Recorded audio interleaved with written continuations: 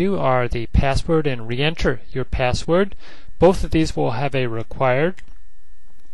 So let me put the required validator on both and just set those properties.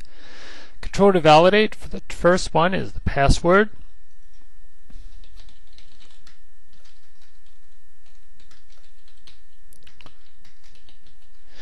Get our formatting. Our message is that the password is the wrong field. And here we are again, we're down on this one. That's okay, and we'll just change this to be the re-enter password, and the text is the capital R. We'll go up to the password, and we'll take control to validate is password, class, the message is password, and the text is the capital R. Let me just go back and check. That's what I thought. We want this to be password re-enter. And let's just set both these to be dynamic. So the second validation we want to do on the password will be a regular expression. So we'll take the regular expression, put that on our password. Let's set those properties. Password, the class, the look, the message. For the validation summary, listing the fields is password, and then the text is the password must include at least one of the following. We want exclamation, at, pound, $, %, star, plus, and last but not least, semicolon and colon. Validation expression, and we're going to use the custom, and we'll paste that in. There we go, and that will check for that sequence of characters within our password. And then when we re-enter the password, we want to use what's called a compare validator, because we want the two passwords to be the same. So here we'll set two different properties, one the control to compare and one the control to validate. And the control to compare is the password. Control to validate is the password re-enter.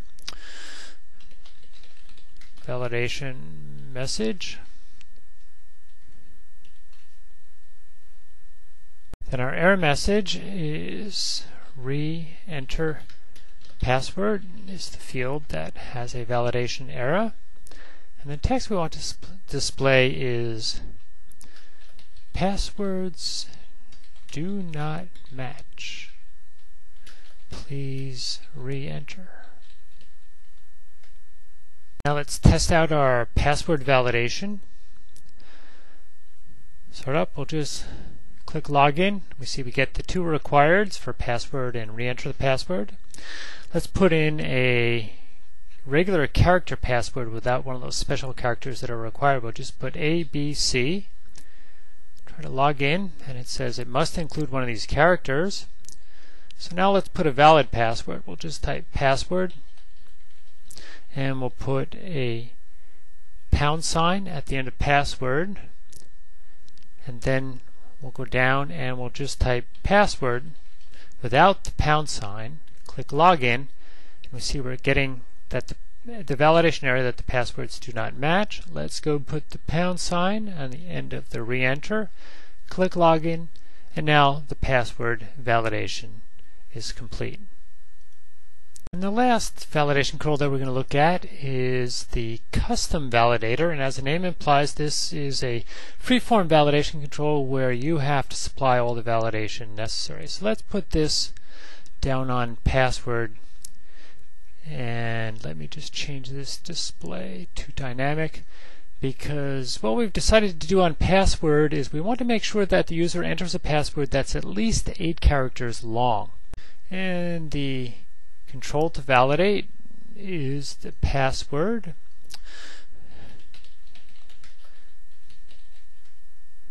Validation message. The error message is password that is listed in the summary box at the bottom. And the text displayed to the right of the password is password must be 8 characters or greater. Now we need to write our validation logic, and the first thing we're going to do is write some server-side validation logic.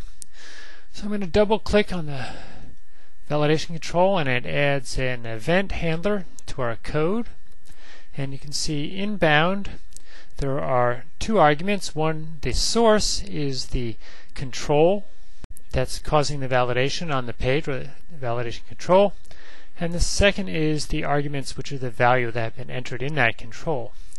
So what we want to do is use the args, and there's an isValid property, and if you set isValid to true, then your validation passes. We want to say the password is valid if the value in the arguments is greater than or equal to 8. And actually we want the length. I'll go back to the page. And the other thing we're going to do is some client-side validation. And you can see here there's a property for the client validation function. So we need to add that to our page, and we will put that right up here in the header. So we'll add a script tag and the language equal to JavaScript.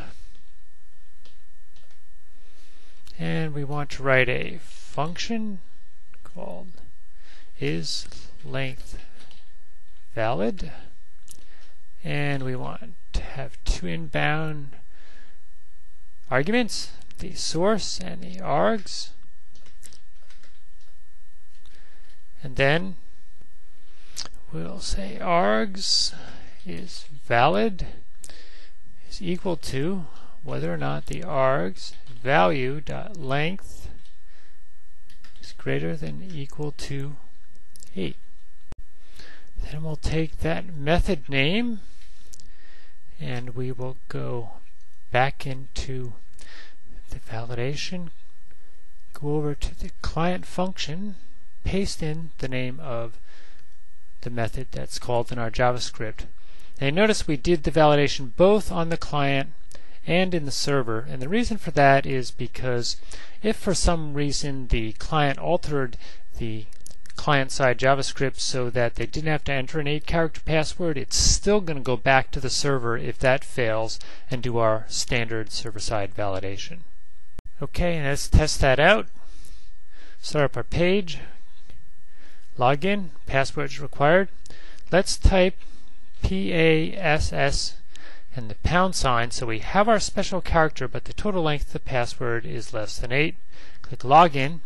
We now get the client-side validation. Let's get rid of the #, try login again. This time it posted back, and we got both the password needs to have the special character and the length greater than or equal to 8. So now let's enter the rest of the valid password. And you can see our password now has passed all 3 of its validations. The last thing I want to point out is that in any validation control, you have a property called enable client script. It's set to true by default. And what this does is that if the browser supports JavaScript, then the validation that's been specified is done on the client by default. So in summary, we looked at the different validation controls that come with ASP.NET, and then we looked at how to use them in different combinations. Some of them were used alone, such as with last name. We just had a required field validator, Whereas with date of birth, we had 3 different validation controls: required field, regular expression, and the range validator. We also looked at how to do custom validation, as we saw down here with the password length validation. That also had in it client-side validation. So I encourage you to download the sample source code that comes with this video. Take a look at it in more detail. This is Chris Pells. Thanks for watching this video on validation in